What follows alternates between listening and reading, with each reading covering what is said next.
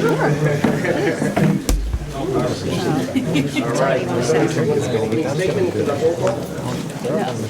didn't, the baby's done by. This is to advise the general public and to instruct that it be recorded in the minutes that in compliance with Senator Byron M. Bear, Open Public Meetings Act, the Casino Reinvestment Development Authority set an annual meeting schedule for August 2024 to July 2025, setting forth the time, date, and location of this meeting to the Secretary of State's office in Trenton, New Jersey, and the office of the Clerk of Atlantic City. The notice is posted to the authority's website at njcrda.com and published in the Press of Atlantic City, Hampton Courier Post, and the North Star Ledger on August 13th and 14th, 2024. Members of the press will be permitted to take photographs at today's meeting, providing that it is done in a manner which is not distracting to the authority nor interferes with the public's right to observe the meeting. Any member of the public who wishes to address the authority regarding items to be presented to the board today will be given the opportunity to do so. Comments regarding any issues that do not appear on today's agenda will be taken during the public comment portion at the end of the meeting. We ask that members of the public who address the board approach the podium and state their name for the record each time they speak on an issue. It is also requested that comments be limited to 3 minutes per issue. Michael Leeson. Here. Chris Brown for the DCA Commission. Here. Daniel Posner. Here. Christopher Gloss for the State Attorney General. Here. Michael Hanley. Here. Michael Laughlin. Here. Brett Maddock. Here. William Mullen. Here. Paulina O'Connor. Here. James Closett. Here. Mayor Marty Small Sr. William Sproul. Robert Tye for the State Treasurer. Here. Joseph Tyrell. Here. Chairman Mo Butler. Present. Before I get started, everyone looks great today, by the way. You all dressed for the assignment. The first item on the agenda is the ratification of the minutes from the October 22nd, 2024 board meeting. You've all had an opportunity to review the meeting minutes prior to this meeting. Any questions, clarifications? There being none, I will entertain a motion to adopt. So moved. Do I have a second? Second. Any opposed? Ayes carried. We will now jump into proposed action items. The first couple of items are land use regulation and enforcement items. The first item is Bridge City Collectives Highlands LLC. Lisa, can you read the resolution? Resolution of the Casino Reinvestment Development Authority granting minor site plan approval with variances pursuant to NJSA 40:55D 70C to permit the operation of a Class 5 cannabis dispensary for the sale of adult use recreational cannabis at the subject property located at 3027 Atlantic Avenue, Block 266, Lot 1, in the city of Atlantic City under application 2024-03-3608. Thank you, Lisa. Any recusals? Lance, floor is yours, my friend. Good afternoon, Mr. Chairman. Thank you. Good afternoon, board members. First application we have today is Bridge City Collective Highlands. Bridge City, just to be a little more brief, for minor site plan. It does say Tamara on there, I apologize for that. But this is a site plan for a Class 5 dispensary for sale of adult use recreational cannabis. Proposed to convert an existing retail space into a Class 5 dispensary. There are 2 variances associated with the application that are not existing non-conforming. That would be signage and parking. Property has several pre-existing non-conformities, as with all of these sites you see that come before us for not just cannabis, but for a lot of development in the city. The buildings are there. They need setback variances. They need existing non-conformities for lot coverage, sometimes height with regard to that 35-foot elevation that would have to be set back. So those are existing. We don't really require new variances for those, but we do recognize them in our resolution of approvals. This site is located on the corner of Atlantic and North Chelsea Avenue here. It's this red roof building here on the corner. Street view here. You can see currently it has several different retail spaces and apartments above. It's got a barber shop and it's got some other retail facilities in the first floor currently. Site plan, you can see it's a rather large building, incorporates that whole corner. The darkened area there is the entire building. Property is located in the Resort Commercial District. It's also in the Green Zone redevelopment area, which does permit the use. It's located at 3027 Atlantic Avenue, also known as Block 266, Lot 1. Site's approximately 650 feet from the Sovereign Avenue and Brighton Avenue schools. The applicant presented testimony from Mr. Brant Reiter, who is the applicant's representative. He described the property and the hours of operation, 8 to 8 on Sunday through Monday and 10 to 10 on Tuesday through Saturday. So the facility will be staffed by 8 to 12 employees. They expect deliveries to occur on Chelsea Avenue in a designated loading space, which is right next to the property. They anticipate 2 to 3 deliveries a week. We've come up with a question that we've been asking the applicants to address each time with regards to cannabis waste. What happens if it's a bad product that comes in? They are in sealed, I don't know if you've been into these, they're in sealed, they look like a prescription drug bottle, but a little bit bigger. So what happens if that's bad? It comes in open, they have to dispose of it. There's CNC regulations they have to follow, and that's what they had testified to in each case. We also agreed to several conditions of approval, and they deal with the police department, connectivity to their security systems, also the security plan being reviewed and approved by ACPD. We've had a lag in that occurring, but we now have a check and balance system with ACPD that they are now advising us if they have not done that yet, they don't get their CLUC from us down the road. So they are now connecting to that system and getting those plans approved. Provided testimony from Jason Shulo, professional engineer and planner, in regards to the variances, talking a little bit about the existing nonconformities there, where 84% exists and 30% is proposed or is permitted. Talking about the variance relief they're requesting, the parking space, they require 1 off-street parking space based on the floor area. They're also requiring, that's for the off-street parking for the retail floor space, and then another 5 spaces, so they needed a total of 6.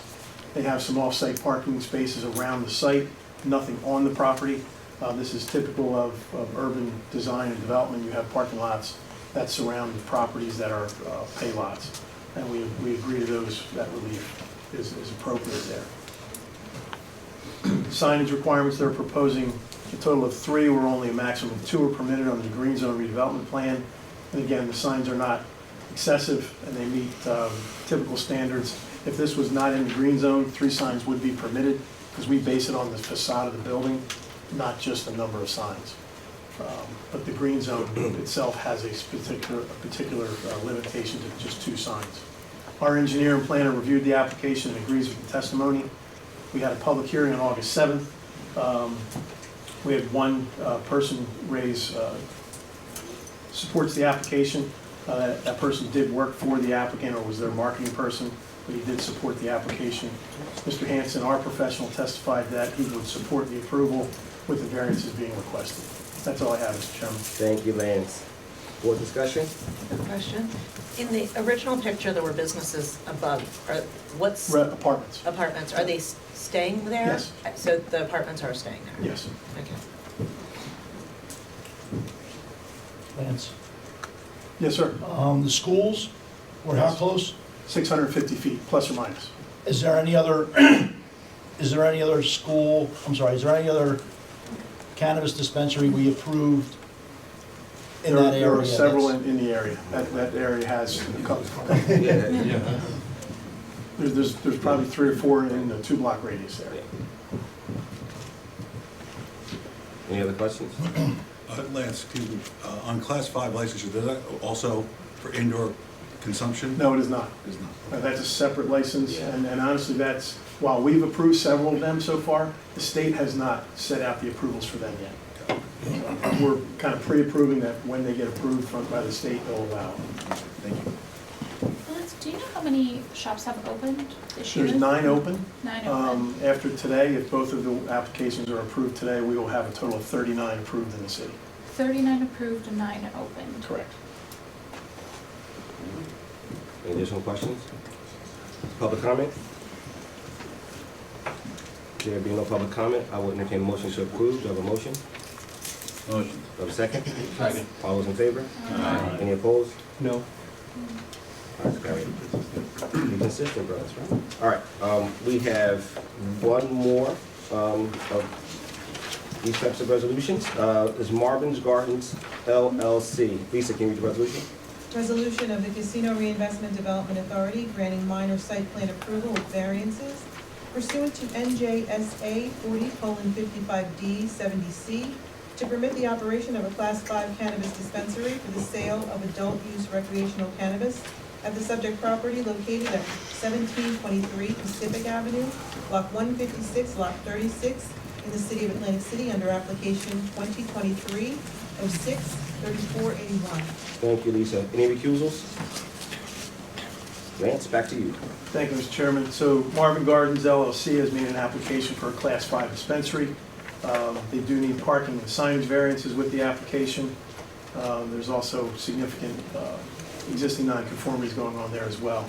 This is the old Walgreens site. Sorry that the little red balloon didn't pop up on this one, but this is at the corner of Pacific and Indiana Avenue.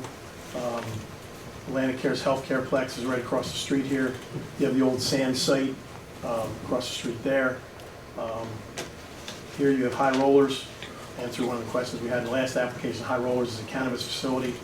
You have 710 dispensary here on this corner, and I believe there's two more that are being approved, that have been approved up the block here between MLK and looks like Kentucky Avenue. So there's 5 of them in this 2-block area.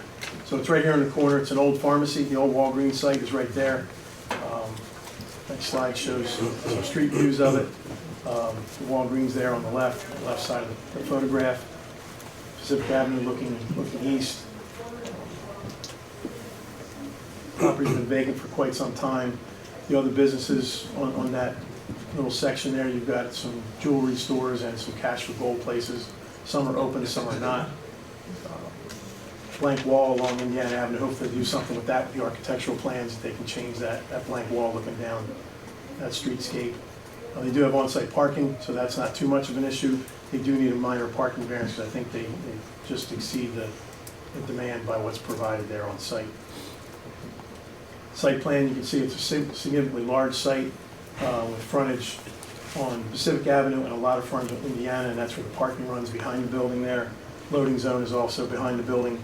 They did have a designated parking or loading zone there in the drive aisle. We asked them to take the markings out and not have it, because it's confusing to drivers. If you have a loading zone in the drive aisle, it doesn't make sense. So they're going to schedule their deliveries off hour and then have cars in the parking lot and driving through that area. Site's located on 1723 Pacific Avenue, Block 156, Lot 36. It is in the RC and the green zone, which permits this use. As I said, it's across the street from the Atlantic Care Health Complex on Indiana Avenue. Property has several pre-existing nonconformities: lot width, lot frontage, and lot coverage, all existing, not being changed by the application. Mr. Simmons, Joe Simmons from the applicant, is the regional manager for them, testified the operations feature of the proposed facility. One's going to run from 8 to 10 p.m. 7 days a week, 5 to 10 employees, 2 to 3 deliveries a week. That's kind of what we see in all of these. They will, again, cannabis waste will be disposed of. What they do is they have a specific hauler that comes in and picks up the cannabis waste. It's either returned or delivered inappropriately. Packaged, excuse me. I'm losing my voice a little bit, I apologize. A lot of sporting events the last week or so. I've seen it. Let's see, Mr. Simmons also testified that he would agree to any of our conditions of approval, which again are the ACPD connection, as well as them looking at their security plan and compliance with any of the CRC requirements. Mr. Shulo provided the testimony required for the variances being requested, the parking and the signage. They're putting signage on both frontages, so again, they're exceeding the number, but not the square footage. He provided testimony compliant with the municipal land use law, and our professional agreed with that testimony. We had a public hearing on August 15th. One member of the public spoke on how this location operation will stand out above the others that have been approved. I asked that question of each of them, because you guys asked me that question: how are they going to make it? So I asked each one of them, how are you going to be different? How are you going to make this work? They think they all have the better product and they're going to be successful. So I want it on the record that we're questioning that at these hearings. So based on the evidence and our hearing officer report of October 30th. We recommend that the application grant site plan approval with the 2 variants be approved. Thank you, Mr. Chairman. Thank you, Lance. This is a light month. It is, for these applications. considering we had 8 of them last month. Yeah, yeah. Board discussion? Yeah, Questions? it was close to the hospital, right? Yes, the Healthplex, closer to the Healthplex. Oh, okay. The hospital just adjacent to that, yes. All right, I'm just gonna say, as I always say, and if anybody from the city is listening, enough is enough. These people are putting their life savings in some cases into these marijuana applications, and I just don't think it's fair, and I don't think it's good for the city. So I'll continue to vote no. Thanks, Mike. Any other questions? Lance, this is it's a converted Walgreens? Yes. Okay, so are they gonna have drive-through No, service? I don't think that's. Okay. We had one applicant try to do a walk-up, It's a little different. and we didn't, because you have to come in, you have to show your ID, a little different. So I don't, there's no drive-through proposed with this. Would we, or not It's we, allowed. would somebody have to approve that? How's that work? It's Do you know how it allowed, works? or- apparently. Well, it's part of this, it's part of the site plan. They would have to show us how it's gonna work. The one that came to us was a walk-up, and they were gonna do it on the sidewalk, on public property. We didn't think that was appropriate, so they ended up changing it to just being an internal pickup. A lot of these facilities are order online, and your product is ready when you get there. Yep. Okay. It's very efficient if you go in and watch them operate, which I've gone into them to see how they operate inside. It's very efficient, I will say that. Very bank-like, I will say. As long as you're not taking out thousands of dollars, but you're just going in for a quick, you order it online, you show up, you pick it up and you go. Pay and go. So they would need to do something more to be able to do that? Yeah, they would have to show us on our site plan. Okay. What they were doing with that. Thank you. I said, no one has tried that yet. They had to walk up, and that was not appropriately located, so that was our pushback on that. Okay. And the city too, when I showed it to the city, like, yeah, that, Okay. you'd have people lining up on the sidewalk. Thank you. Yep. Any additional board questions, comments? If not, public comment? There being no public comment, I will entertain a motion to adopt. Do I have a motion? Motion. Do I have a second? Second. All those in favor? Aye. Any opposed? No, Ayes, carried. Keep going down, Mike. keep going. I love the effort. All right, we are now moving on from those items. The items listed below have been reviewed and recommended by committee for board approval. The first item is the 2025 SID Division budget. Lisa, you want to read the resolution? Resolution of the Casino Reinvestment Development Authority approving the operating budget for the CRDA Special Improvement District Division for the period January 1 through December 31, 2025 on introduction. Thank you, Lisa. Any recusals? All right, Jerry, the floor is yours. Good afternoon, everybody.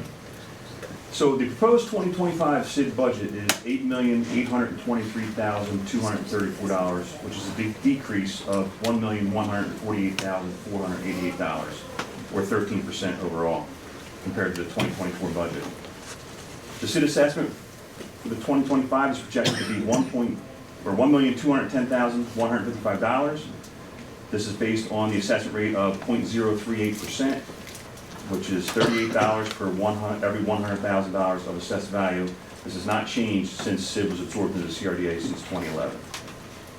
The CRDA subsidy is projected to be $7,495,579, which is an overall decrease of $1,154,537 compared to 2024.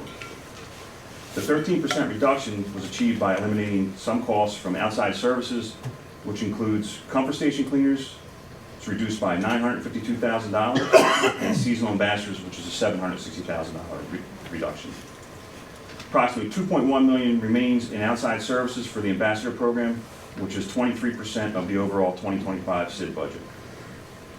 The 2025 budget, you'll see salary increases and benefit increases. This is due to contractual raises as well as an almost 17% raise in the cost of benefits. Most of the remaining line items in the budget have remained consistent since 2024. It should be also noted that SID is projected to be under budget from 2024 by $900,000. This is largely due to ABM not being able to fill all the positions for the comfort station cleaners, the ambassador program, things like that. So are there any questions about this proposed city budget? Thank you, Darren. Yeah, open it up to questions from board members. I want to say before anyone gets started, I think you and your team are doing an amazing job. So I just want that, noted for the record. Keep it up. Any questions from board members? Any public comment? There being no public comment, I will entertain a motion to adopt. Do you have a motion? So moved. Do you have a second? Second. All those in favor? Aye. Any opposed? Ayes, carried. Thanks, sir. Thank you. All right. We are now moving on to the 2025 Convention Center Division Budget.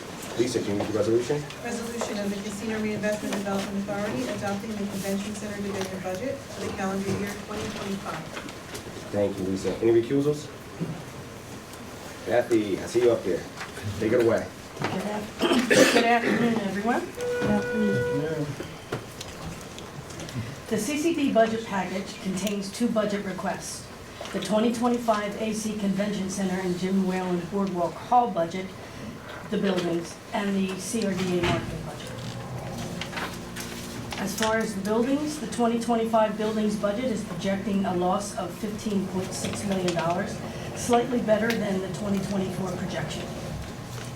2025 is forecasting increased number of events and event days over the 24 projections, as well as increased operating revenue. Indirect expenses are expected to increase primarily due to higher property and maintenance costs. Primary component of these additional costs is higher utilities and insurance costs. CRDA has implemented an energy savings improvement plan, an ESIP. This board has approved a $75 million ESIP project that will generate significant savings in the future. As the project is currently in its infant stage, the 2025 buildings budgets do not include any savings. However, we've identified about $800,000 in savings that has been reflected in the 2025 sources and uses of luxury tax funds, which is also included in your packet. The marketing budget reflects excess revenues over expenses of about $6.3 million. This budget shows a significant expense reduction for 2025. Per an MOU between Lead AC, also known as Visit AC, and the CRDA Marketing Division and Visit AC will collaborate in connection with the creative design of a single marketing campaign. Visit AC will engage the vendors and lead the process. As such, the majority of the marketing expenses previously utilized by CRDA Marketing will be processed through Visit AC. Visit AC's budget request has been increased to accommodate the bulk of the leisure campaign costs. The CCD budget package also includes a sources and uses of luxury tax schedule, which identifies the various components of the CCD and how luxury taxes are used to fund the division. The 2025 schedule currently shows an excess of funds for the 2025 year. This was a pretty high level, but are there any questions? Thank you, Kathy. Cap, on the, and it may be, I don't know if it's pertinent for this or the next item, the surplus for the marketing budget, you have two main funding sources for that? From the marketing, Yes. and one is Actually, the sports three. wagering? Sports wagering is one source, the promo fees is another source. Okay. And luxury tax funds. Okay. And then the sports wagering is limited to marketing, is that accurate? Sports wagering is limited to marketing, the promo fees are also limited to marketing. Okay. So are we able to use those funds to address the deficit in Yes, the Visit AC? yes, Okay. because Visit AC is also considered Marketing. marketing. Okay, thank And you. that's how that would work. Any additional questions from board members? Public comment? There being no public comment, I will entertain a motion to adopt. Do I have a motion? Motion. Second? All those in favor? Aye. Any opposed? Ayes, carry it. All right, sticking with you up there, Kathy, we're moving on to the 2025 Visit AC budget. Lisa, can you read the resolution? Resolution of the Casino Reinvestment Development Authority adopting the annual operating budget of Neat AC Incorporated for the calendar year 2025. Thank you. Any recusals? All right, Kathy, floor is yours once again. The CRDA Board authorized the creation of Meet AC, also known as Visit AC, in 2014. A public-private partnership was created which transferred to Visit AC the responsibility for convention sales, booking convention space, hotel rooms, and off-site venues, and other related ancillary activities including convention services, advertising, marketing, and public relations. CRDA provides the annual funding for Visit AC via this budget process. The 2025 Visit AC budget was submitted and approved in committee earlier this month. This budget shows a CRDA contribution for 2025 of $14.1 million. This amount is $4 million higher than the last year's budget. The increase is the result of an MOU between Visit AC and CRDA signed in October 2023. The MOU provides for the collaboration between Visit AC and CRDA Marketing in connection with the creative design of a single marketing campaign titled Visit Atlantic City with its focus on the leisure marketing activities. Visit AC will engage the vendors and lead the process. As a result, the majority of the marketing expenses previously utilized by CRDA marketing team have been eliminated to allow those costs to be included in the Visit 2025 budget, Visit AC 2025 budget. Visit AC has included approximately $4 million in their 2025 budget to create the comprehensive leisure marketing campaign mentioned. Thank you. Any questions? Thank you, thank you. Before we hear from any other board members, I know these issues have been near and dear to your heart, Yeah, Mike. I just wanted to make a comment about somebody who's been leading the organization for a long time, longer than I've been on the board, longer than a lot of people have been on the board, and that Larry has decided to retire after how many years? 32. 30. Who's counting? So, Larry, I have a countdown. stand up, Larry.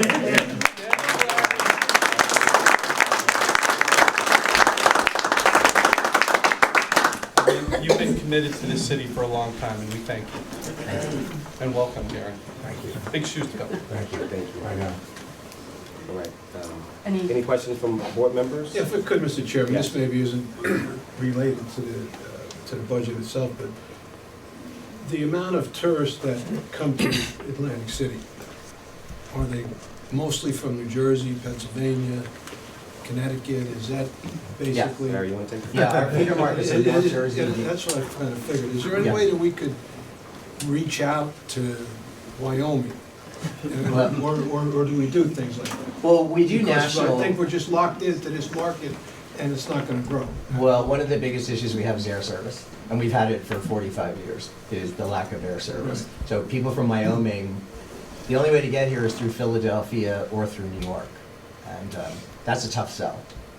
Right, so we're gonna be locked into this So, forever. right. Well, this is on the Okay, leisure that's all, side. just as long as everybody understands that. This is on the leisure where side. Now, on the Atlantic meetings and City sits. convention side, it's a completely different story, because we offer incentives for shuttle services and things like that, so they can fly into Philadelphia for a meeting or a convention. But the leisure market is pretty much going to be tied to a regional. And, I'm sorry, Good, Joe. You You just- know Justin. You don't know something about this. as every state's now legalizing gambling, there's a proliferation. So a lot of states like Massachusetts, Maryland, Virginia, the markets we used to draw from for the last 35, 40 years, all have gaming in their backyards. So now the meetings market becomes more important because we're offering convention space, and we're competing with those high convention markets like Chicago, Pittsburgh, Philadelphia, and New York. So we have, on price point, we have to compete with those cities to bring meetings and conferences in. So it's been a tough go, Bill, because transportation is always key, because we can bring flights in, subsidize them in, it's getting people to go back out. Right. Like where Chicago has that luxury of sending customers in and out of the market very easily. So every company's focused on it. It depends on companies that have the large databases, or some new companies that just came in, like Ocean, who are kind of spending to get the customer into the table games and playing super slots or coming to entertainment. So every company's kind of tweaking their way of getting their in. Now, looking at all these numbers, we go through the budgets and how the market is kind of being flat, and we notice there's going to be another expansion in New York City. Yes, it's That's coming. something we're all like hanging on with both hands to figure out to get customers to Atlantic City and not just the summer months. I think the summer months, I think everyone can agree that we're okay. It's obviously between October and April, and I think meetings and conferences is probably the number one focus of this administration, the new administration coming in. The mayor, we would love the mayor and the county executive also be buying into these things, because it takes everybody from not just the state, but the county and the city of leaning in and helping us. So that's the long answer, but it's been Yeah, brutal. we just like, I've been here, in other words, we're gonna stay right where we are, not unless we can expand this tourist market somehow. I was just in Las Vegas a couple of weeks ago. I mean, it's a vibrant place, you wanna go back there. It's okay. I'm just, you know, we can joke about it, but if we're in business here to grow Atlantic City, not unless there's somebody comes along with a lot of money and come to the boardwalk from Wyoming and whatever, I'm done. No, that's fine, that's great. Larry? I will, thank you, Mr. Chairman. I will say, I agree with you, Mr. Mullen, and I think the reason we ask for more money, that it's actually a $3 million ask, and then there's close to $1 million ask for a PR campaign, because even at $3 million, we don't have enough money to go into the New York market. I mean, the average television commercial in New York for 30 seconds is $50,000. I mean, you just can't go in the New York market, so you do more of a PR push in New York. Karen's done a great job. She's only 1.5 million over the last couple of years. Our competitive set, Baltimore, Charlotte, Providence, all those, they're spending 12 to 15 million just on leisure. With the money that Karen and her team had, the campaign also started in mid-June, which campaign should launch right after the holidays, in concert with all of the other destinations. So hopefully that's what our plan is to do. So hopefully we can broaden that reach. It's going to be a highly digital campaign. When I say digital, a lot of people used to think that it means advertisements on websites. It's not that anymore. It's in the Hulus, it's in the Netflix space, it's in Spotify, it's in all of those, and that's the digital campaign. So we hope for a broader reach by having a campaign that can have a longer flight. And we thought pooling the actual resources between the two organizations just made so much more sense. Yeah, that's what I was about to say. I mean, Larry and his team and Karen, they've done an amazing job with limited resources, competing against, Baltimore and Phillies and all these, bigger areas. And so we feel like with the alignment of our resources, it puts us in a better position to compete and be ready for the competition that's going to be coming from New York. So we're doing everything we can do internal to be ready for the onslaught that's going to happen. So the additional resource helps, the alignment helps, and to Billy's point, hopefully we can begin to push out into Also, we're other competing, geographies. and this, we could debate this forever, but we're competing against Wildwood. Wildwood has no problem attracting tourists. Maybe they're not going to the casino, but we have a beautiful beach here, a beautiful boardwalk.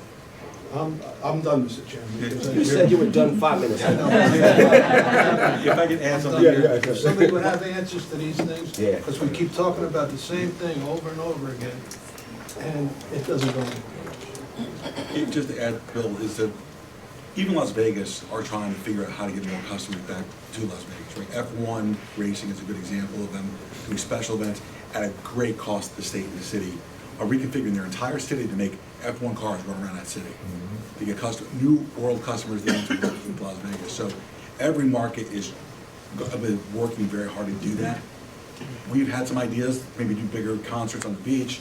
We have to do beach replenishment up in the northern part of the boardwalk. I mean, that's detrimental. My company doesn't have any properties there.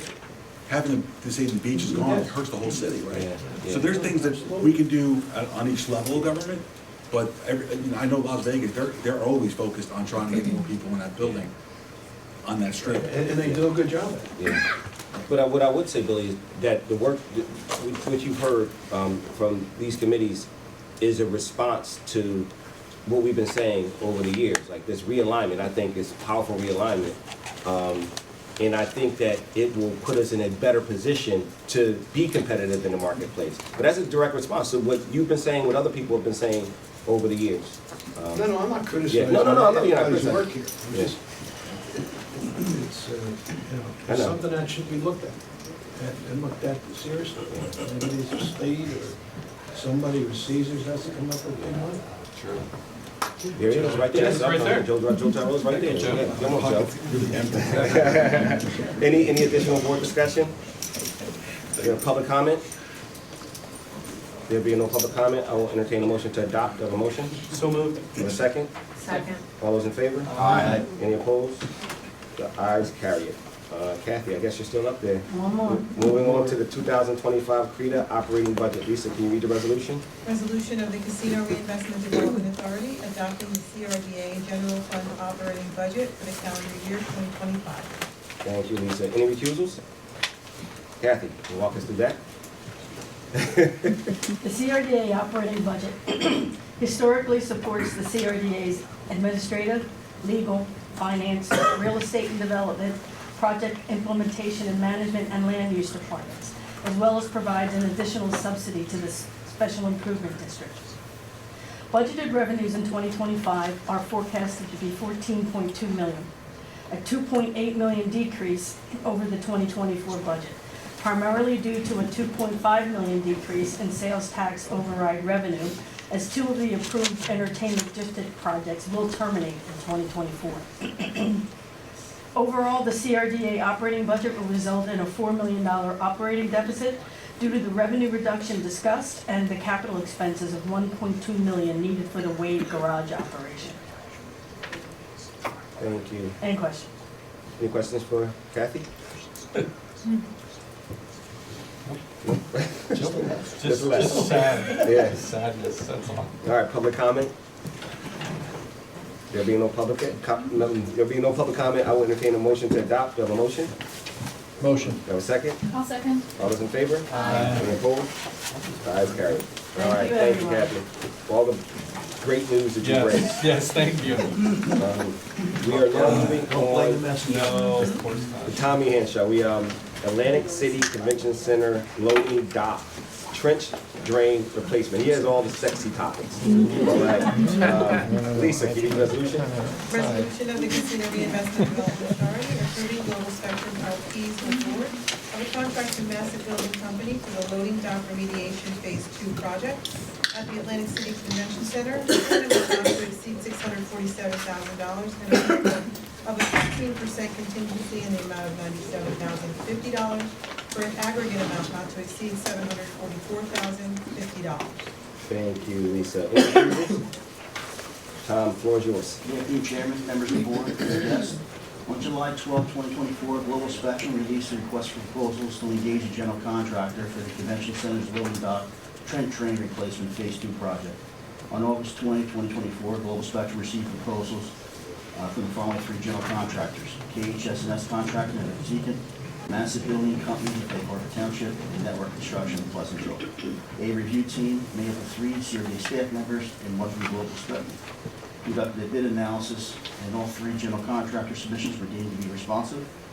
We're seeking the board's approval of Global Spectrum LP's award of a contract to Massive Building Company for a loading dock remediation Phase 2 project at the Atlantic City Convention Center, and not to exceed amount of $744,050. This is the base bid of $647,000 plus a 15% contingency, or not to exceed is $744,050. Thank you. Thank you, Tom.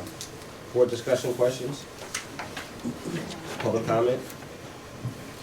There being no public comment, I will entertain a motion to adopt. Do I have a motion? So moved. Do I have a second? Second. All those in favor? Aye. Any opposed? Ayes carried. We are now moving on to the International Lifeguard Museum. Lisa, can you read the resolution?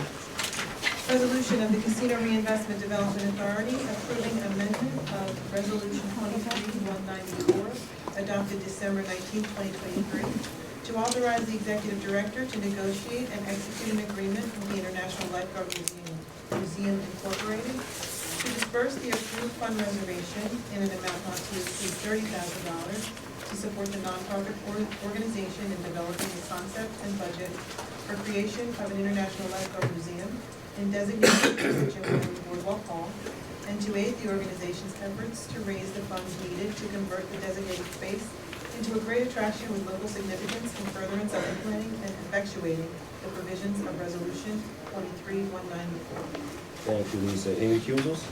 In light of my direct involvement, the commissioner is choosing to recuse herself from this one. Okay, that's Chris. All right, duly noted. Board discussion? Sorry, Tom, can you walk us through this? I'm moving too fast. Pursuant to Resolution 23-194, adopted on December 19, 2023, the authority approved the fund reservation amount not to exceed $30,000 to support the International Lifeguard Museum in developing a concept for creation of the International Lifeguard Museum and to aid the ILM organization's efforts to raise funds needed to convert the designated space into a great attraction with local significance, and further authorize the executive director to negotiate and execute a lease at a nominal rate with the International Lifeguard Museum to utilize existing storage space at Jim Whalen Boardwalk Hall for the International Lifeguard Museum with an initial 10-year term commencing on the date to be determined and the option to renew for 2 additional 5-year renewal terms. The International Lifeguard Museum is now duly organized and has presented to the authority a request for funding to support the fundraising activities. The authority now seeks the board's approval and authorization for the executive director to negotiate and execute an interim agreement with the International Lifeguard Museum for use of $30,000 fund reservation in developing a concept for creating the museum and to aid the International Lifeguard Organization's efforts to raise the funds needed to convert this designated space into a great attraction with local significance in furtherance of implementation and effectuating the provisions of Resolution 23-194. Thank you, Tom. Now, board discussion, questions? Great. All right, public comment? There being no public comment, I will entertain a motion to adopt. Have a motion? So moved. And a I'll second. All those in favor? Aye. Any opposed? Mr. Chairman, before, Todd, would you just give us an idea of what it would cost to bring what we'll call into park? You know, I think everybody should have an idea that's in this room. So I think the last time we all got together and looked at it, we were at $245 million for both the buildings. Okay, thank you. Parents? We've knocked off about $14 million thus far, and with the ESIP bringing down our operating expenses, we hope to do a lot more in the future. Any additional questions? Could I just Yeah. correct something? Yeah. One, not an interim agreement. 2, it's going to be a grant agreement for the $30,000 for this museum to use. No, it was capital money for capital stuff in the building. I thought they were developing the concept. Yeah, the lifeguard. Lifeguard is in Right, capital. that's a concept. It's not capital. Not for the lifeguard museum. It's a grant. It's a grant. Okay, so then I guess we'll call it a grant then. Okay. Yeah, I just wanted to correct. So, yeah, so let the record reflect that it is a grant for $30,000 Right. Thank you. For capital improvement. for capital improvement. There you go. Okay. Yes, that's Now that the There we go. record reflects that, are there any additional questions from board members? Well, the way you just described it, so it's just to come up with the whole concept, though, it's not really. Yes, that's what it nothing else is. being Exactly. done. Yes. Do they have any idea what it's gonna cost to do it, or no, that's part of that? Yeah, it'll come out of this process. Okay. Any additional questions? Public comment? There being no public comment, I will entertain a motion to adopt. Do I have a motion? So moved. Do I have a second? Second. All those in favor? Any opposed? Ayes carried. We are moving on to IT infrastructure hardware. Lisa, can you read the resolution? Resolution of the Casino Reinvestment Development Authority authorizing the procurement of information technology equipment, including Dell servers, Dell networking switchgear, and necessary accessories in an amount not to exceed $269,109.91 from technology reseller CDWG for Dell contract M0483, state contract code 24, Ella 7188. Thank you, Lisa. Any recusals? John, walk us through this riveting item.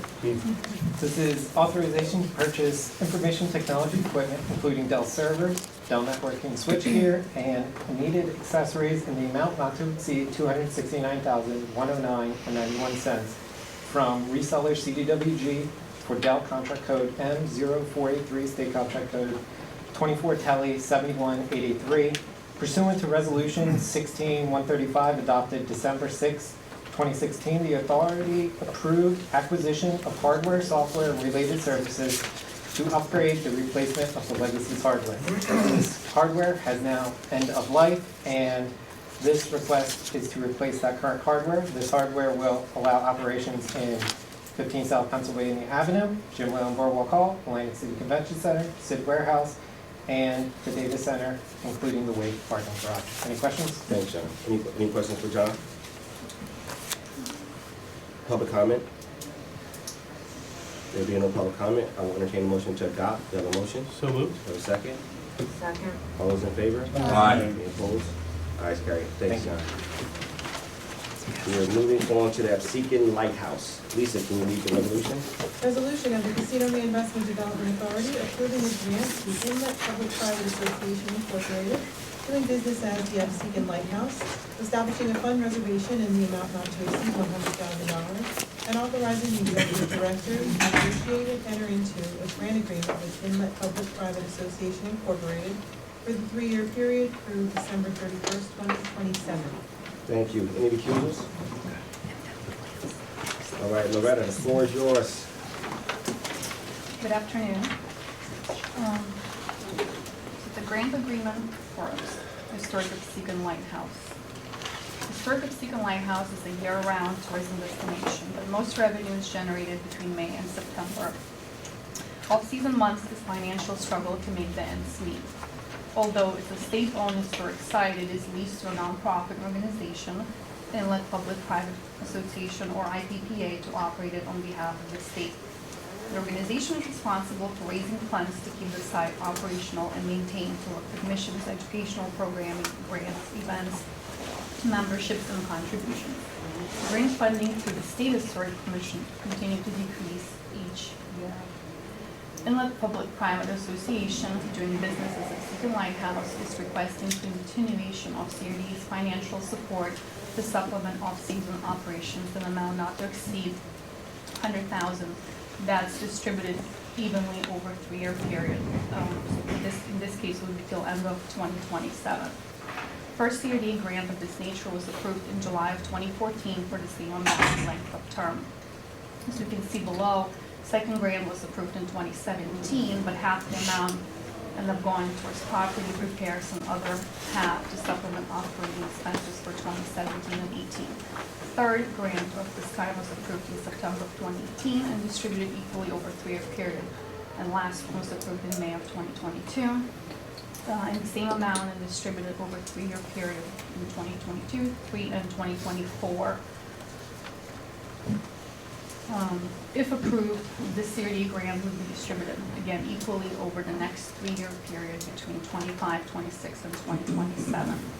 The lighthouse is anticipating to start a major renovation project by end of 2025 or early 2026, and would like to keep the property operational, have the staff employed throughout the restoration time frame. While the tower will be closed, the lighthouse anticipates providing educational programming with kids in plastic hard hats and clipboards, learning about engineering, science, and etc.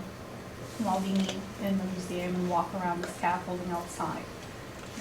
These CRD funds will be crucial for the lighthouse while the lighthouse is under restoration, and we'll be losing 75% of its revenue from the events, attractions, and gift shop sales. And the next slide is just to show you the type of events they usually hold annually to raise the funds for operational expenses. And Gina Chanik, Director of Lighthouse, is here to answer any questions that the board members might have. Thank you. Any questions from board members, comments? All right, just universal love here. I have a quick question. Is there a fee to enter the lighthouse as a tourist? There is a fee. The museum Supplies, is free. right? Hi, everybody. I'm Jean. Nice to see you all. The museum and grounds and exhibits are free, but if people decide to climb to the top of the lighthouse, it's $10 for adults, $6 for kids, $5 for Atlantic City residents, and active military are free. Is that your, I guess, main revenue stream, or is it more from One grant of- funding? Yeah, I would say it's the main, but then of course we have, we apply for grants and get grant funding through the New Jersey Historical Commission. And we're facing a $3.5 million restoration because the tower is suffering from a lot of moisture issues with some cracks in the glass at the top of the lantern room. And so far, we have secured $2.25 million in funding. And that was what Loretta was referring to as far as the restoration. So that's quite a big project for us that we're facing in the future. So we'll be losing that one main stream of revenue coming up. Understood. Thank you. Any additional questions? In public comment? There being no public comment, I will entertain a motion to adopt. Do I have a motion? So moved. Do I have a second? Second. All those in favor? Aye. Any opposed? The ayes carry it. Beautiful. We are now moving on to Atlantic City Ballet. Mike should get some formation over there. You good? Okay. Lisa, can you read the resolution? We already have one recusal. Joe Terrell. Remember? Resolution of the Casino Reinvestment Development Authority establishing a fund reservation in an amount not to exceed $31,500 from the Tourism District and Community Development Fund, awarding a community development grant to Atlantic City Ballet, and authorizing the executive director to negotiate and execute a grant agreement with Atlantic City Ballet in an amount not to exceed $31,500 to support various ballet performances in Atlantic City through fall 2024 and spring 2025. Thank you, Lisa. We got Joe, his recusal. Any other recusals? All right, Maisha, the floor is yours. Thank you, Mr. Chairman. Good afternoon, board members. Before I begin, just to make everyone aware, we are in our second grant period. To date, the board has awarded $230,740 in grant funding, which leaves a remaining balance of $1.7 million. So you're aware of what we still have on the table. Lisa the Ballet. Founded in 1982, the Atlantic City Ballet is a 501c3, serves as a prime artistic resource to the residents of Atlantic City and surrounding areas. The company is comprised of professional dancers from around the world and has earned national acclaim for their technical expertise and exuberant stage presence. Atlantic City Ballet offers a fully staged performance by a highly skilled company of professional dancers and educational program designed to fit the needs of the diverse student population. Their company outreach initiatives encourage appreciation and participation of this art form. Atlantic City Ballet honors the diversity of world cultures through engagement of multicultural companies for dancers.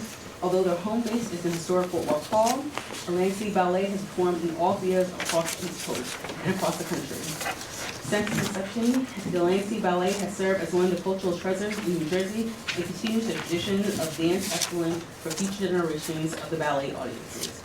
Atlantic City Ballet has invested their time and talent into the Atlantic City community. They have performed at every possible venue in Atlantic City, which includes free performances at Kennedy Plaza, opening performance for the Miss America pageant.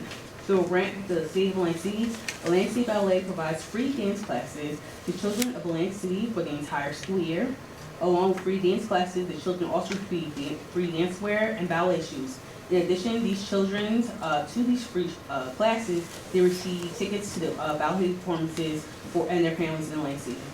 By application dated August 29, 2024, the Atlantic City Ballet submitted a request in the form of a grant to support their 2024-2025 ballet performance in the amount of not to exceed $31,500. According to the budget provided, $26,500 will be utilized for point shoes, upgrading the current Marley Floor dance floors and delivery costs, and $5,000 towards marketing their performance.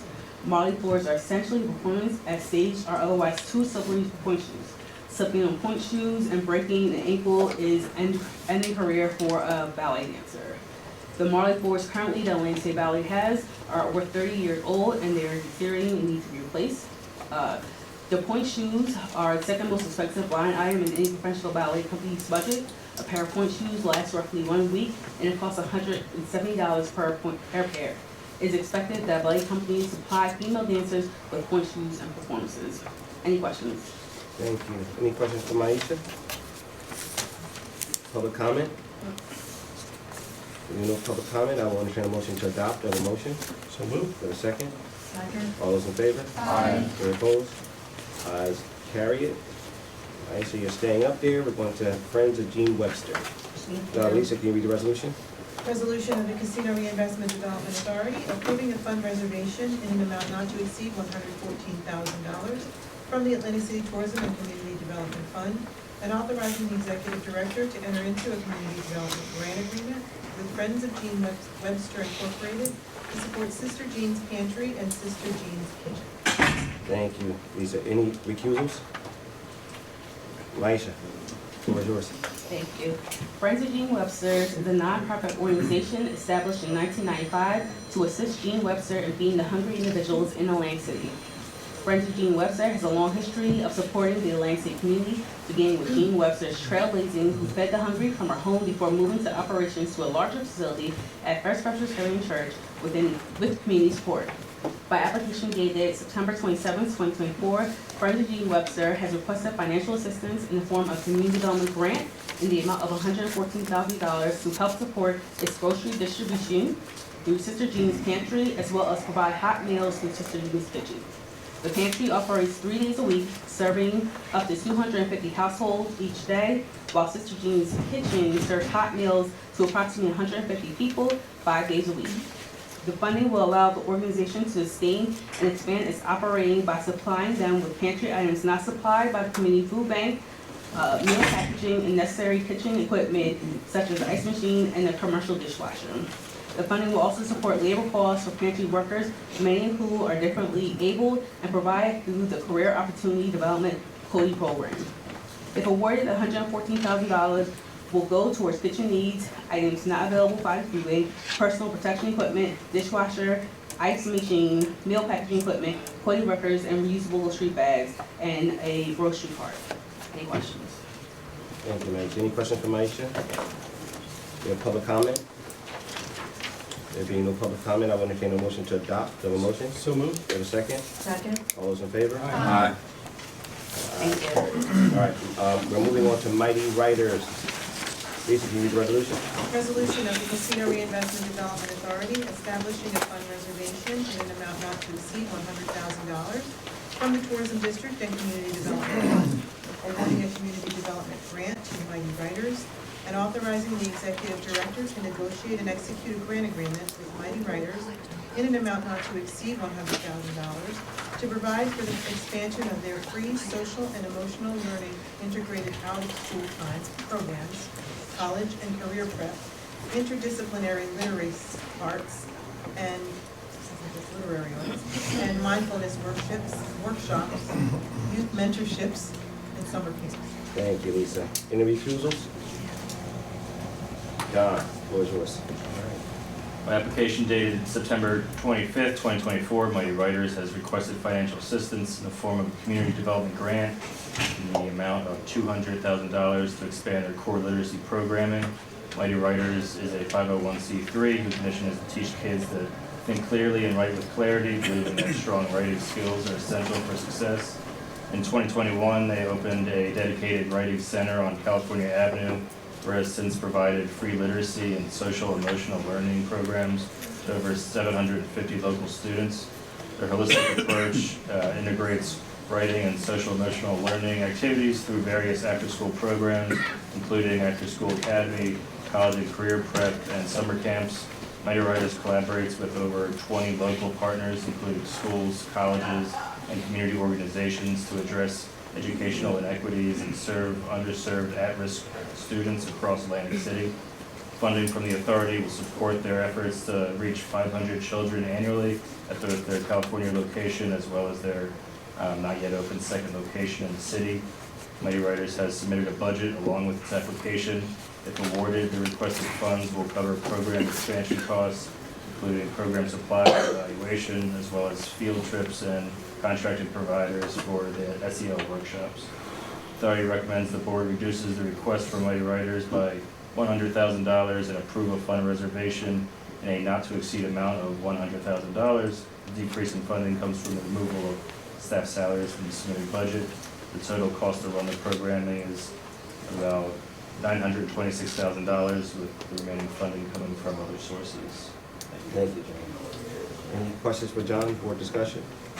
I have just one question. Mhm. So it says here that in the past 3 years, they've reached 750 kids, but now they're gonna be at 500 a year. So what are they doing They're to, expanding to another location, to their efforts in the community, so they were just. it just seems like that's a big jump, so I'm just curious what that, how they intend to We do grow have that. a representative from Mighty Writers here. Be the Tom Sykes, Director of Mighty Writers Atlantic City. We are currently receiving a lease for an uptown location on Melrose, right behind, in the shopping center there, right behind Uptown School. Our efforts distributing food in the city at Stanley Homes and other areas have crossed north of the Walk. Our after-school programs have been strictly more in the Chelsea and Ducktown neighborhoods, and we need to bring to where the greater need is our after-school literacy programs. That will be expanding to Pennsylvania Avenue schools, Uptown, New York Avenue, and furthermore. And we also be not just at our location, we also are on the school board agenda for getting into those schools outside of just having the youth come to our sites because of the different traditional needs that we're seeing in Atlantic City, which weren't always seen in the Philadelphia and Camden and Newark Mighty Writers sites. So that's where the growth is coming from. That's what you see. Got it. And also, we will be opening the old Ginsburg Bakery as a pantry as well, so we're a dual-pronged effort here. Thank you. Yeah, thank you. Thank you. Thank you. Any additional questions? John, you could have handled that. Any public comment? No public comment, I will entertain a motion to adopt. Have a motion? So moved. We got a second? All those in favor? Aye. Any opposed? Ayes carried. We are now moving on to Mud Girl Studios. Lisa, can you read the resolution? Resolution of the Casino Reinvestment Development Authority establishing a fund reservation in an amount not to exceed $120,000 from the Tourism District and Community Development Fund, awarding a community development grant to Mud Girl Studios, and authorizing the executive director to negotiate and execute a grant agreement with Mud Girl Studio in an amount not to exceed $120,000 to assist their programming, intensify the workforce development program, and services for participants in an accessible and safe new location in the Chelsea neighborhood. Thank you, Lisa. Any recusals? John, the floor is yours. By application dated September 27th, 2024, Mud Girl Studios requested financial assistance in the form of a community development grant in the amount of $145,000 to intensify the workforce development program and services for participants in their new location in the Chelsea neighborhood. Mud Girls is a social enterprise dedicated to providing job training and employment opportunities for women facing significant barriers, including unemployment, trauma, and homelessness, while also serving underserved school children and seniors in the city. Their workforce development program helps participants gain job skills through ceramic arts and tile making, fostering self-sufficiency and personal growth. Mud Girls has become a valuable partner to local businesses, completing commissions for major organizations like Hard Rock, ACCC, and Stockton University, while generating revenue that supports the studio's mission. Beyond employment, Mud Girls is deeply embedded in the community through its outreach programs. The organization provides art workshops for residents, collaborating with local organizations such as Oceanside Family Success Centers and Mighty Writers. The studio's relocation to a new space in Chelsea will allow for greater production capacity and expanded outreach. With additional funding, Mud Girls aims to increase efficiency, hire more women, and continue fulfilling large corporate commissions. Mud Girls has submitted a budget along with its application. If awarded, the requested funds will go towards studio equipment, a new kiln, program supplies, project facilitation, and bringing on 10 women for the job program. Presently, they can only fire one kiln at a time, causing delays in production, even forcing them to refuse time-sensitive orders on occasion. With the addition of a new kiln, they can eliminate the production bottleneck and build capacity. The authority recommends the board reduce the request from Mud Girl Studios by $25,000 and approve a fund reservation in the not-to-exceed amount of $120,000.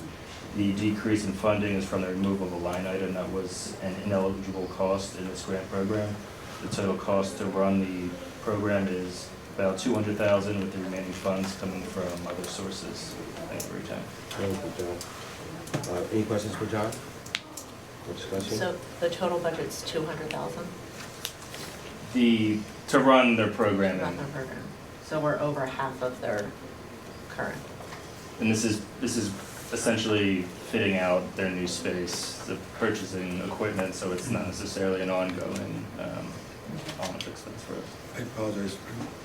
Where's the current location? Where they're operating from? The current location is at St. Michael's Church, I believe, yeah, right next to Best Pro there, and they're moving over to the location on Arctic Avenue. Arctic Avenue. Any additional questions?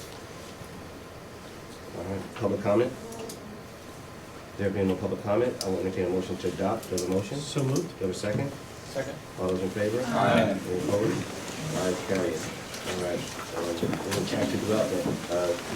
New York Avenue Morris Guards Armory Project. Lisa, can you read the resolution? Resolution of the Casino Reinvestment Development Authority granting project approval for the New York Avenue Armory of the Morris Guards Armory. Project located at 10 South New York Avenue, Block 151, Lot 15. Approval of a fund reservation in the amount not to exceed $500,000. An authorization for the executive director to negotiate and enter into a loan agreement for the purchase of the parcel located next to the New York Avenue Armory Building, Block 151, lots 14, 16, 20, 21, 23, 24, in an amount not to exceed $350,000, and a grant agreement in an amount not to exceed $150,000 for Atlantic City Investment Series 1 for upgrades required to electric infrastructure for the project. Thank you, Lisa. Any recusals? Loretta, the floor is yours. Thank you. As the board members might recall, back in September, by resolution 24-110, CRD granted preliminary project approval for the New York Avenue Armory project, and as a result, we held a public hearing on October 23rd. The applicant, known as Atlantic City Investment Series 1, has requested financial assistance from CRDA in the form of a $350,000 loan and a grant not to exceed $150,000 to help complete a year-long project on New York Avenue, transforming a century-old building known as Morris Guards Armory.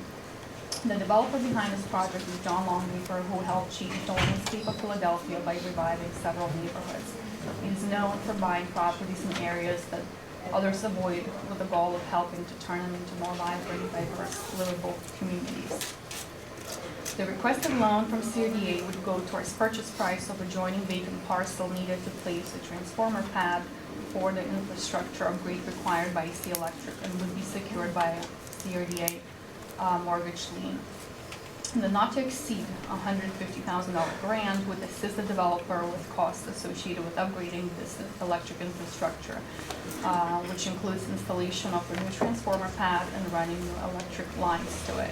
And I'll show a picture of why this slot was actually crucial. To date, the budget spent for the residential portion of improvements is $8.4 million, which does not include the requested $500,000 from CRDA for the required electric infrastructure upgrades, bringing this budget to $8.9 million. The budget, $8.4 that was already spent, includes the purchase and adaptive reuse of New York Avenue Armory building to convert that to 31 residential market green housing units with ground floor commercial space. And as you can see from the spreadsheet below, the developer, between developer's equity and conventional financing, has already 8.4 zone funds into this project, and then the rest would be $500,000 combo between CRDA loan and a grant. And there is a separate fit-out budget that's being drafted to complete the first floor commercial space, for which applicant already received a $1 million grant from NJEDA. And that's the picture of the building, and as you can see, the setback lines are barely there. In order, applicant did receive several quotes to run electric lines all the way to the back of the property and to put the new transformer pads, but that was over $1 million. So it's actually more economical to buy this vacant parcel for $350,000 that extends a little bit longer beyond this building and place transformer pad right here. Between the two, the quotes are under $150,000. Actually, all residential floor renovations and improvements are nearly completed, pending this electrical upgrade and final building inspection. The applicant has 25% of spaces already pre-leased. Completion of this project would not only would activate this block with full-time year-round residents as well as provide affordable, sustainable leases for several small businesses. And the first floor space is envisioned to be a smaller scale Reading terminal market type. Purchasing the lot next door would not only keep the upgrade, to help upgrade the required infrastructure, but also activate it with some outdoor seating for the market and add safe, secure parking. And that is it. Thank Any you. questions? Mike? Is it in the green zone? It is in the In the green green zone. zone. I see the Lands- developers here. I just wonder if it might be a leasing opportunity for cannabis at some point. I don't Knowing believe my that's feeling on that, I think the market's saturated. So, but this is a really great project by the looks of it. Yeah. This is what we're here for, Yeah. Chairman. This is excellent. Absolutely. Yeah. Excellent. So where's the developer at in terms of timeline? He's ready. Yeah. Yesterday. Okay. Yesterday. Do you want Like- to? The project would have been finished 15 times already. It was, $1 million to upgrade the public utilities infrastructure, change the dynamics Got it. of the project, which, as probably everyone here knows, you have very restrictive capital markets in Atlantic City. So there's nobody that will underwrite anything without like a 6-month due diligence period. And what we've done down there so far is a miracle, based on what we've dealt with and the lack of restricted capital markets. The last phase of this was this electric. We can't get a TCO without having the electric, and that $1 million cost to upgrade the public utilities infrastructure just threw everything out of whack. So we're prepared to get moving immediately. As soon as we can get sign off on this, and we have a bank trying, underwriting this, but underwriting the NJEDA portion of it. But it is arduous at best. That we're fearful now, based on the new underwriting criteria, that it will be difficult for us to meet the NJEDA deadline of February. But we are scrambling every minute of every day to try to get it done. Got it. And so in your estimation, best case scenario, everything clicks, when do you think? Our goal is Yeah. to deliver that project before next summer, the entire thing. And So- residential can be pre-leased before then. Yeah, the residential, those units are 90, they need the punch list, I mean, they're Yeah. done. They've been done for almost a year. Yeah. We need to deliver that market for the summer season, or else, trying to get people in the off-season is gonna be challenging. Yeah. So, our goal is to just work nonstop, straight through, and deliver that by summer, but it is 100 contingent upon our ability to procure financing around the NJEDA grant. Got it. Well, like, as my colleagues say, a very exciting project. Thank you. Sorry that you run into as many obstacles as you have. I appreciate it. Any additional questions from any of the board members? Do we have public comment?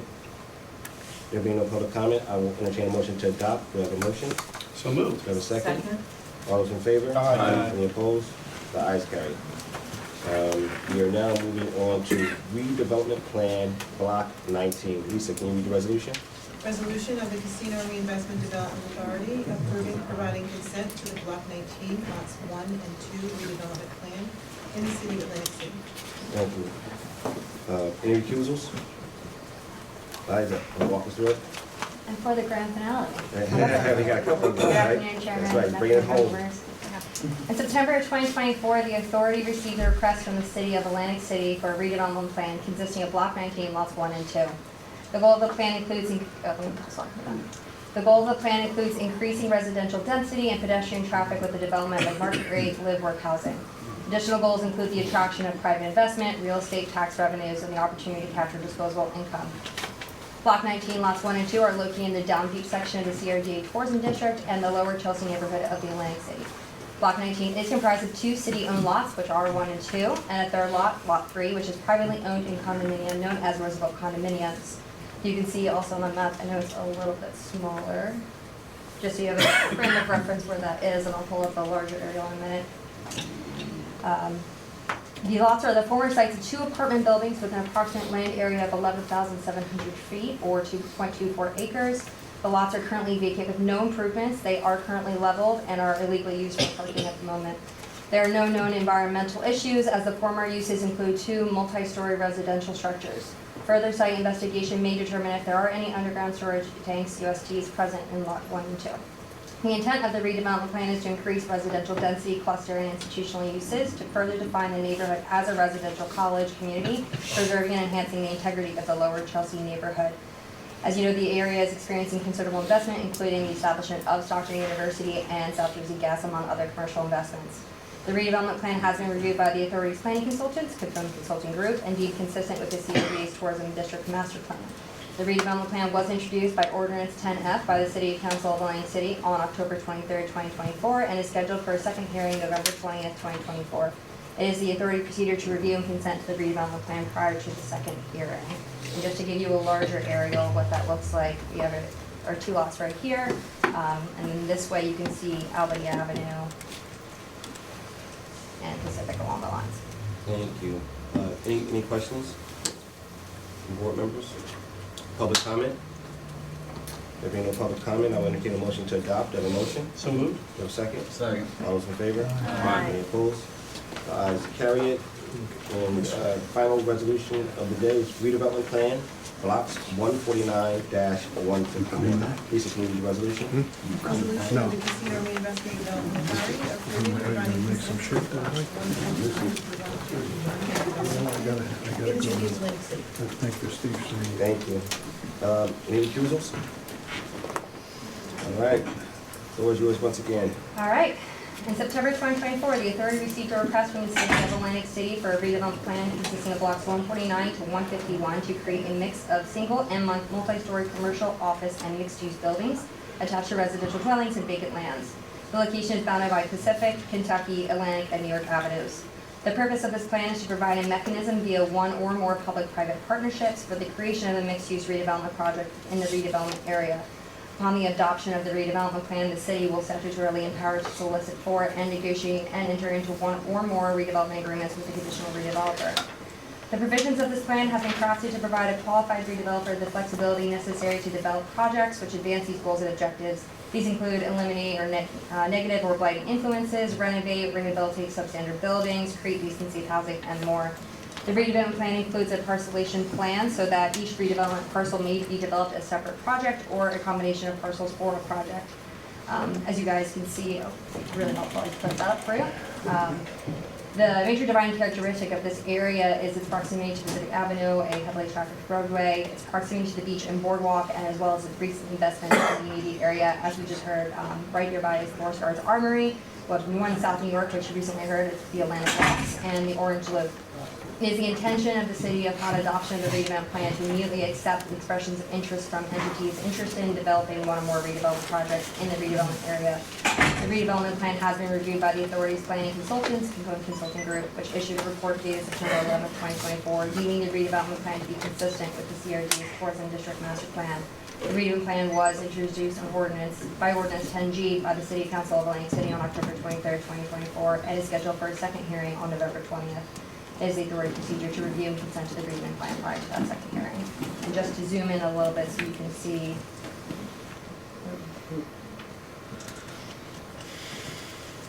This is the entirety of the block, bounded by Kentucky, New York, Pacific, and Atlantic.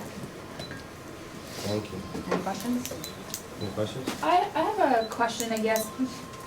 I should have asked this for the Armory project, but I wonder if it relates to the last two.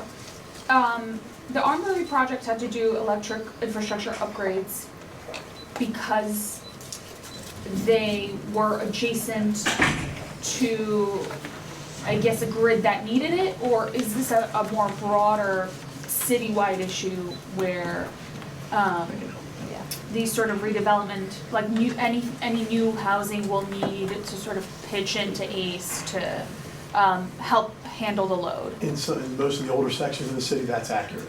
The infrastructure it's aged. Yeah. Just can't handle that.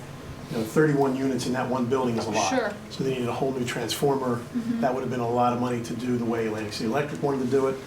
Mr. Longacre came to us and said, look, this is another option. We pick up this land, and then I just need a little bit of help to make it work. Mm-hmm. These projects may need something like that down the road. These are redevelopment areas. This is a much bigger area that developer coming in hopefully looks at multiple lots here and can then economize that infrastructure. When you start seeing some of the stuff that's gonna happen very soon up in the northeast inlet, southeast inlet, excuse me, that's gonna need sewer and water, because those systems are old clay pipes, old water lines that are not large enough to handle the infrastructure that, it's not large enough infrastructure to handle the population. Yeah. That's gonna hopefully come into that area.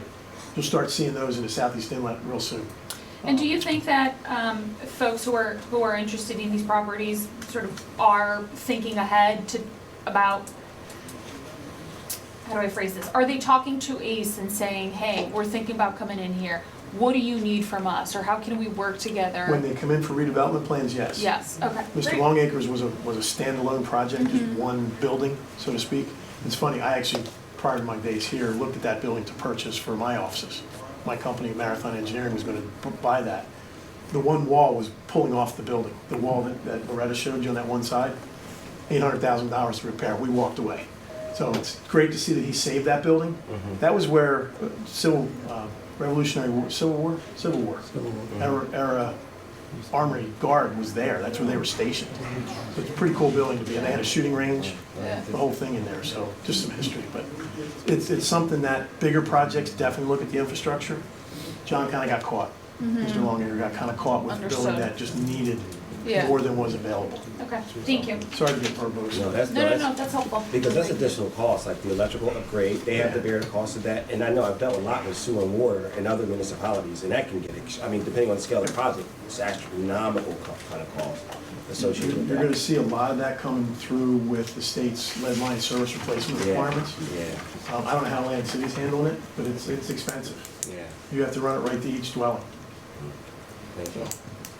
Any additional questions? Any public comment? If there no public comment, I will entertain a motion to adopt. Do I have a motion? So moved. Second. All those in favor? Aye. Any opposed? The ayes carry it, and that will end the formal business portion of the agenda. We will now go into public comment. And after public comment, we're going to go into executive session, come out of executive session, and go back into public comment. So we are going to public comment. Do we have any speakers? Best haircut in the house.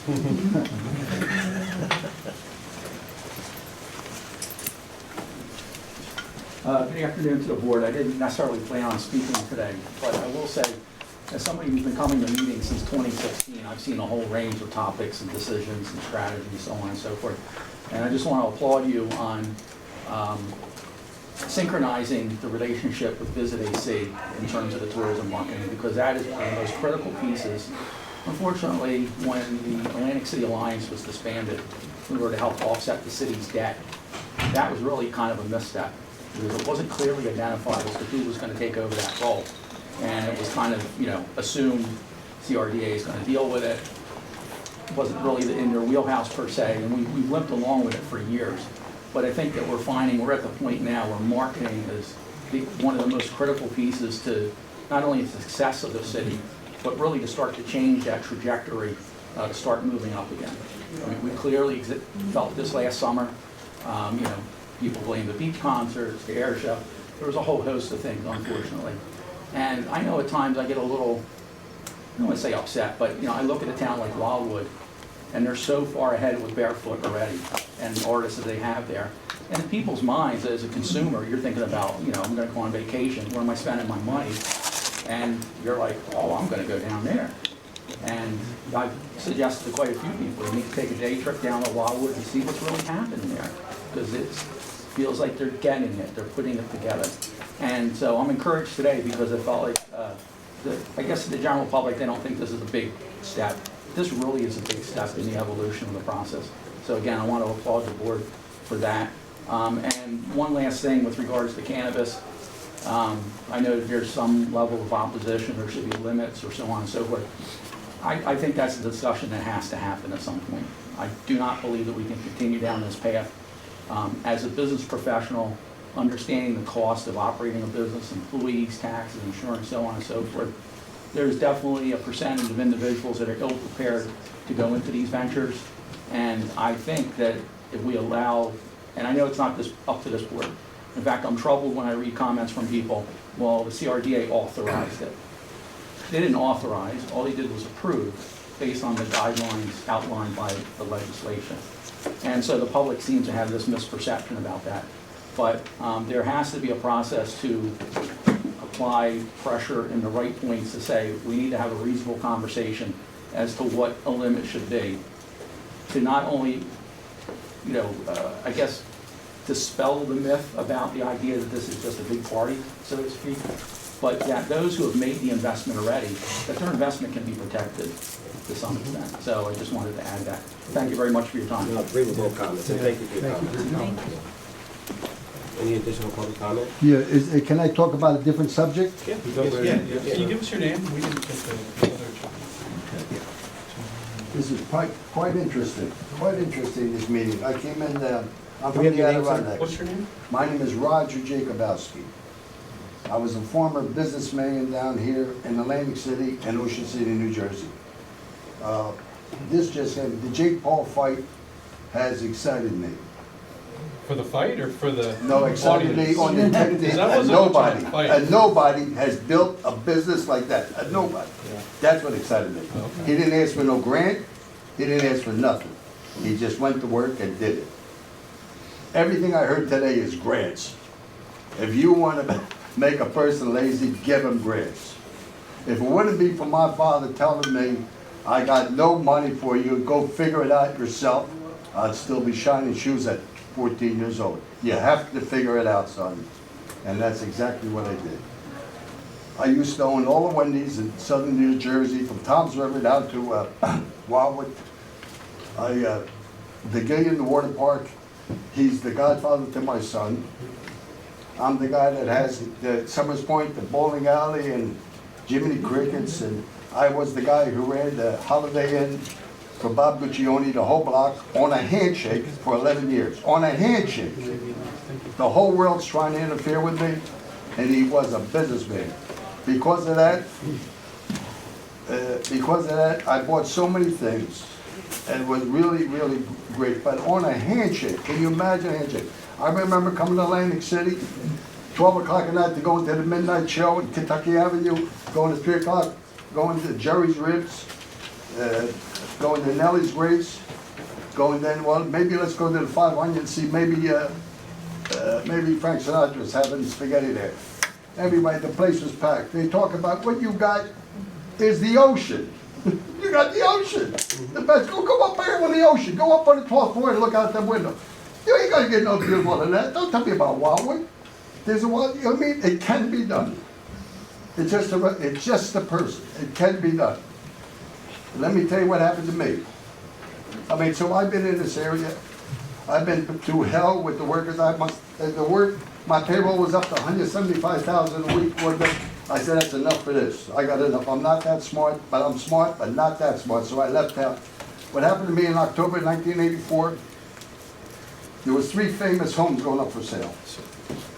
And I'm sitting selling my hot dogs in a boardwalk, and the guys bothered me, Roger, you should buy it, you should buy this, you're the only guy that can handle it. I said, listen, don't bother me, I'm working. He said, you right. It's in August, it's going for sale. I don't move for my business. So I didn't move. Nobody went to sale, nobody bought it. In October 1981, it came up again, 3 famous homes. Hillwood, Camp Copperidge, and Mar-a-Lago. Down the truck. In 1984, at the auction, Roger, it's going for auction. You gotta buy it. But this was in October, so I had time, the season was over. I go to the auction in Albany. It was owned by the state. The one in Florida, Donald went to. He bought Mar-a-Lago, and I bought Camp Topridge, and I left the area. Roger, I'm sorry, we just have a minute left. Oh, okay.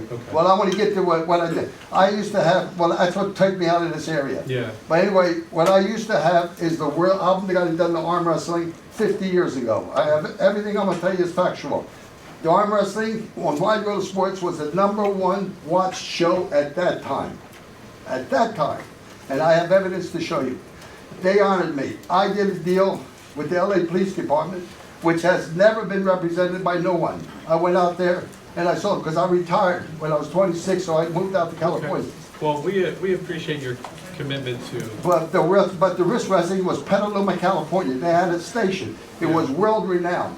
I can show you evidence that we got 340 million views on Yeah. TikTok about arm wrestling. well, I'm happy to talk to you after, we can talk. Now we're talking. I just want to have somebody to talk to. Sure, sure. You know what I mean? I come and flew in so I could have this opportunity. Thank you You very got much. it? Thank you. Okay? Okay. Thank you. But you got the ocean. All I Yes, know we is- do. Yes, we do. Thank you. Any other public comment? Hearing none, we're going to close the public comment portion, and then we're going to take a motion to go to executive session. So do I have a motion? Motion. All those in favor, aye. Thank you, public. It's over?